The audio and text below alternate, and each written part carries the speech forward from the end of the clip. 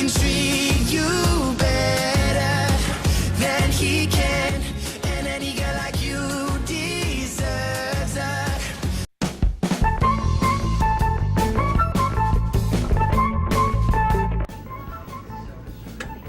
Okay, it's turkey time. Have some oil on a paper towel. Just wiping down my pan.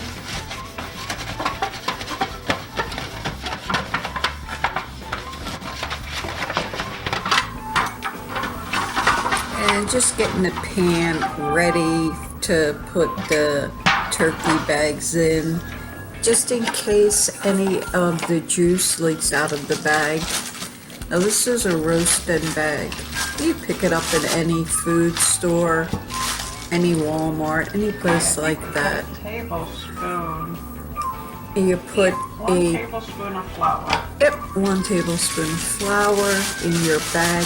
I think the name of the bags are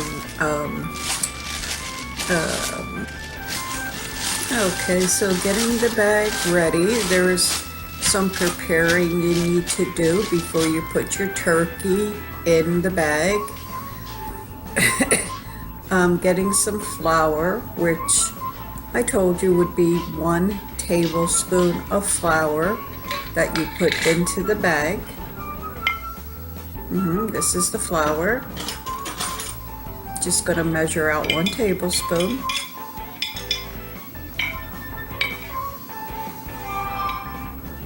There we go. Just put it into the bag. Put it right onto the bottom. Then you get the bag and you just shake it up all around. This helps the bag from exploding when it's in the oven. There's something about the flour that helps the bag from if you didn't have the flour in there, there's a real good possibility that the bag would just explode open. So then what I like to do is read the box, see what it's telling me.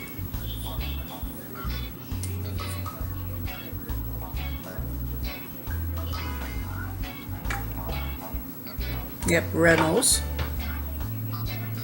And in the box comes 2 great big bags. You can put up to, I think it's an 18-pound turkey. Now this is spray, and I'm just going to put some spray into my bag. This is like I think this one was an olive oil spray. And this helps the turkey from sticking. If you ever put a turkey in a bag before and you didn't put oil, a lot of times your turkey, the skin and stuff will stick right to your bag.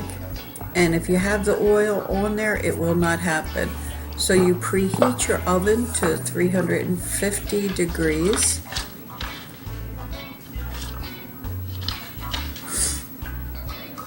Okay, now I'm just going to get all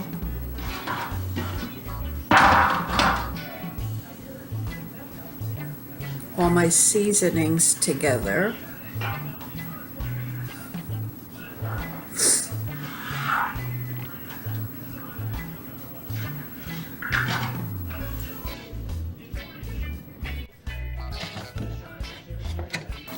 But before I do that, I want to show you, these are the brownies that I made. These are brownies on the top and chocolate chip cookie dough on the bottom. My kids just absolutely love those brownies. This is basil. I'm going to put at least 1 tablespoon of basil. This is fresh basil that I grew in my garden. If you crush it up like this, just rub it between your hands, it brings out all the flavors of any spice. And I do this with almost all of my spices. I rub the spices between my hands so it brings out the oils of the spice. So that's 1 tablespoon of basil. Okay, this is sage. And this is fresh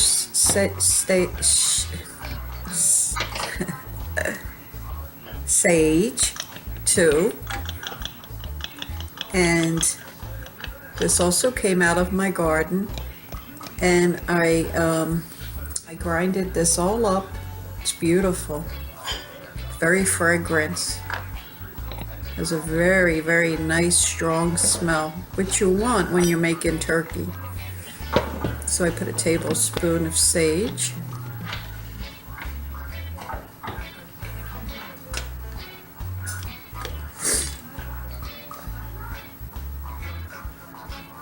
Okay, next spice, again a tablespoon, and this is rosemary. Okay, there, I do the same thing. I rub it between my hands, bring out those oils.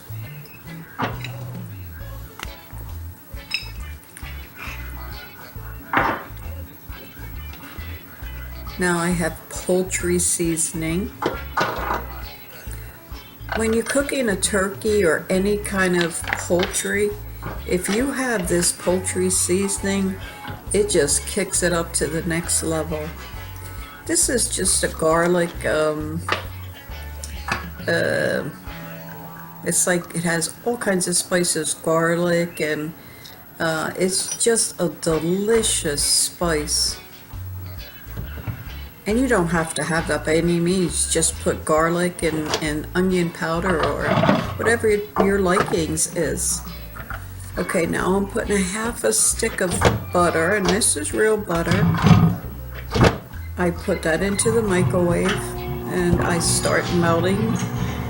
And I only put the butter in for maybe 15 seconds. Can't forget your time when you're making turkey. Again, same thing, a tablespoon of thyme, rub it between your hands.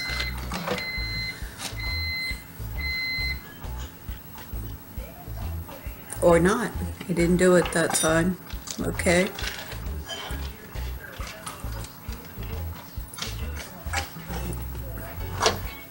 Okay, getting the butter out of the microwave, just about melt it. I don't want to melt it all the way. It'll melt the rest of the way on its own. If you leave butter in too long, it just starts splashing up. And so then I'm going to put equal amounts of oil. There we go. And this is really not going on the turkey.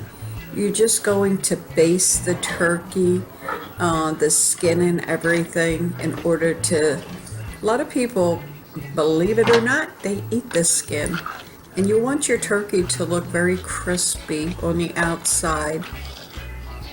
So you put your oils and your butters, and it keeps it moist. And I do put some inside the cavity. So just mix all your spices up together.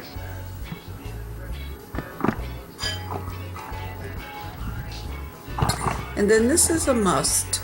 Some people don't do this, but you must clean your turkey. So I put on my gloves. You can, you don't have to. I really don't like poultry. I really, when I cook poultry, I really clean up around the kitchen and my hands and anything that it touches.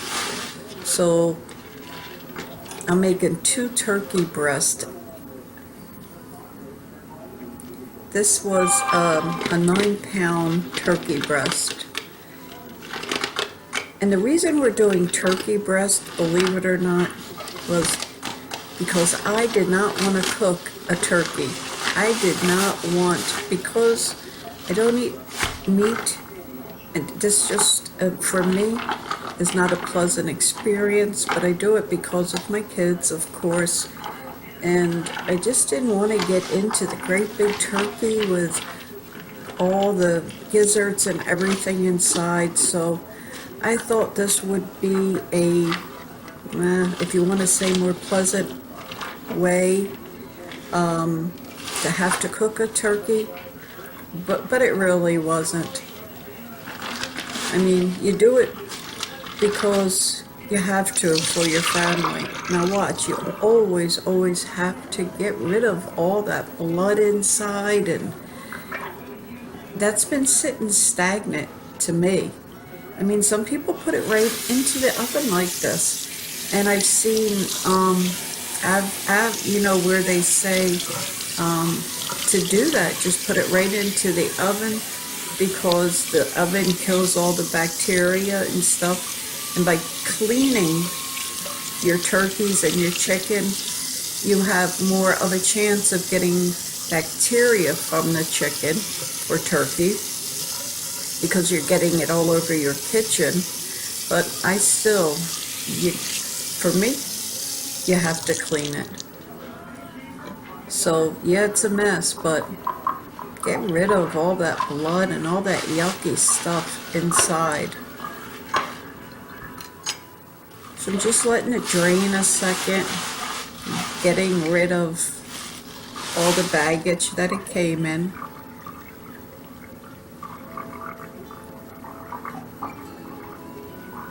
I'm trying not to let it drip all over when I go to the pan to put it in the bag. So then just go ahead and put it into your bag. If you don't have a bag, just put it into your pan. They say to pat it dry and all that. I'm not going to go all through that, because to me, that's too much bacteria all around your house. But if you like, go ahead and pat it dry before you put your oils and spices on. But what I can tell you, this turkey turned out delicious, so they say. I wouldn't know, because, like I said, I don't eat meat. Another 9-pound turkey. Almost 10 pounds, 9.5. So we made, I guess it came out to almost 19 pounds. And they only wound up eating the one turkey breast for Thanksgiving. So she had a lot of turkey left over. I brought these to my daughters.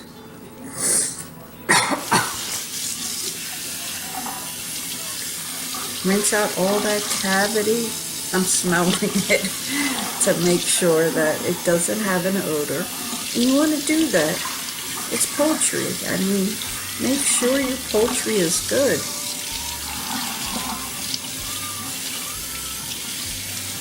You know, when you eat things like this, you gotta make sure that it's fresh and it's nice. Okay, let it drip, let it drain a little.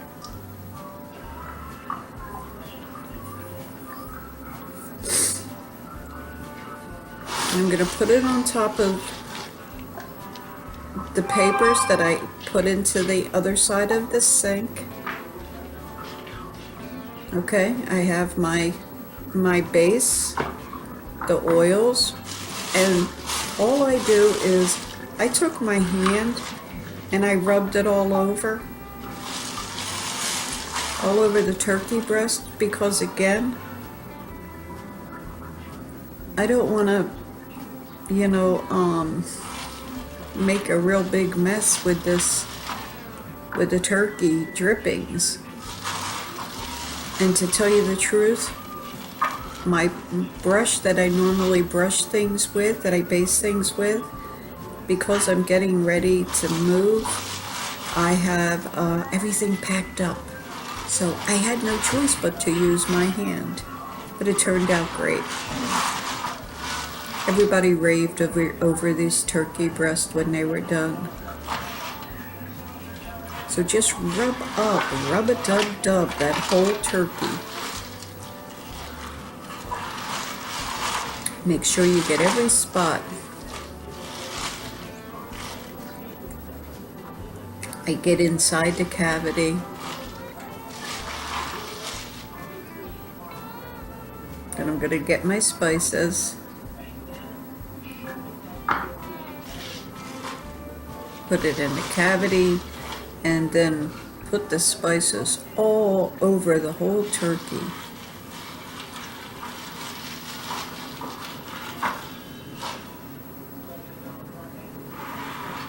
And normally, if you don't cover up your turkey when you're cooking it, and you have spices on your turkey, the taste of the spices aren't going anywhere because you have skin on top of your turkey, all around your turkey, and it does not penetrate. So unless you get it into the cavity, and by having this in a bag, all the spices and the aromas and stuff just went all through the turkey breast because it was all locked in. So I'm doing the same thing again with this second breast, making sure I pour it all over, get every spot.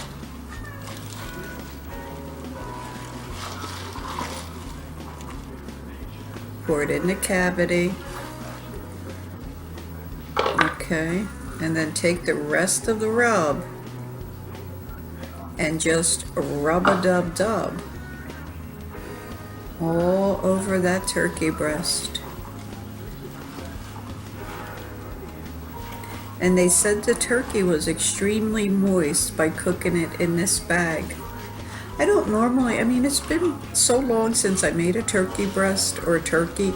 My daughter usually does it, but her oven wasn't working right. So I did the turkey this year. Not one of my favorite things to do because, you know, I don't eat meat, so I try not to get too involved in this. I usually make all the side plates. Now you have your little latch here. And because my hands were all oily, I had a real hard time latching this. But make sure you take your tie and you tie it at the end of the bag. These are the kind that just slip through and you latch it, easy peasy. But for me, not so easy peasy.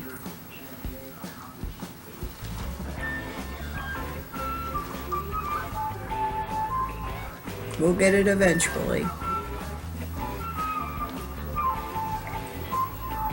I definitely recommend these bags because the way everyone raved over the turkey being moist, and they said just delicious. So if you can, buy these turkey bags. Okay, now the fun begins of the cleaning up, but first we must take the turkey and put it into our oven. All right.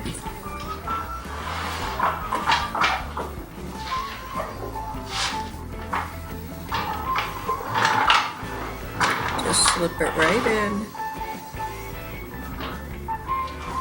Everything's ready and it's off and cooking. So like I said, the fun begins now. Everything has to be bleached. I know. Alright, we're going to bleach everything up because you do not want to leave any of this turkey, the bacteria from the turkey. You can easily get botulism and you don't want to do that. So this is Clorox wipes.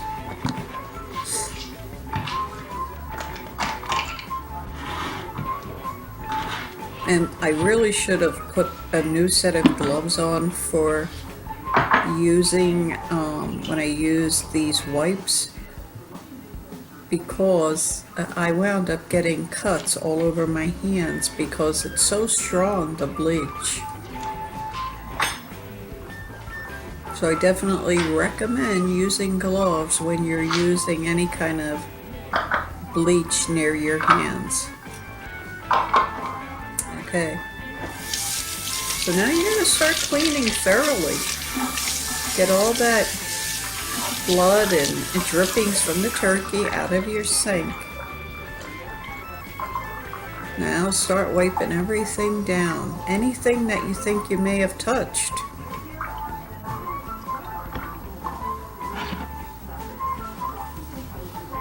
See, be thorough. Listen, some people don't even wipe down afterwards, and I guess that's okay for them.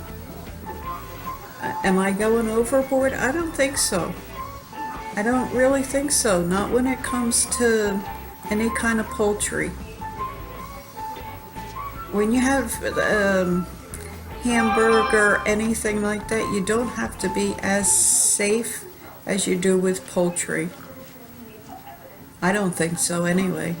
But poultry, just make sure you wipe everything down. How hard is this? How long does it take? Just a few seconds to assure the safety of your children. If they come up and touch anything, or you're touching something and then you're putting it near your food, or you put your hand in your mouth, just be sure, just wipe everything down. Right now what I'm doing, you can't see me, I didn't move the camera, I should have. I'm wiping down every cabinet that I think that I may have come in contact with, and more.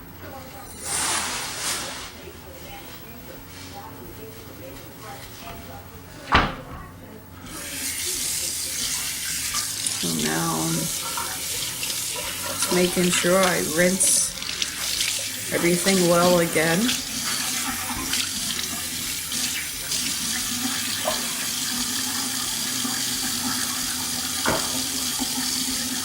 Now, even my bowls, I'll take my bleach wipes and I'll wipe them all down, and then I re-wash them to get the bleach off.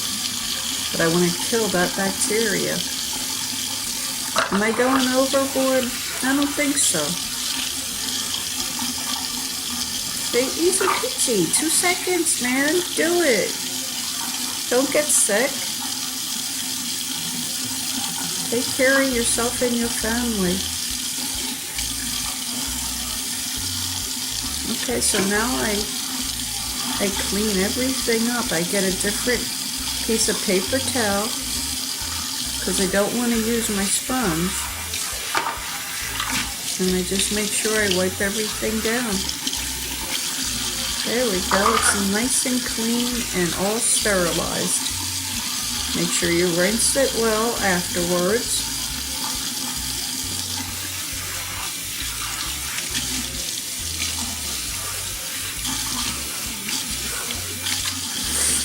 Couldn't be easier to clean up.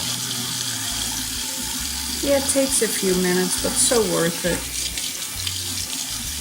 Look at that, spick and span when you're done. Bam. And I'm still wiping down.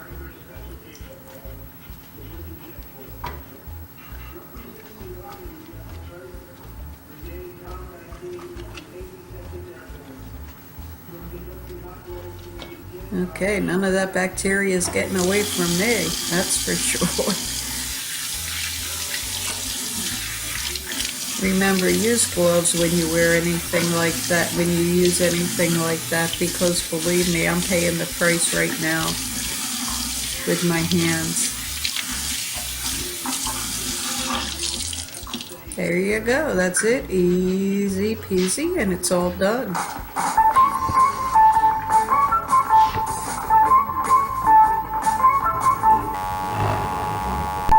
And then nice and clean turkey I know I can as treat follows. you better than he can, and any girl like you deserves a gentleman.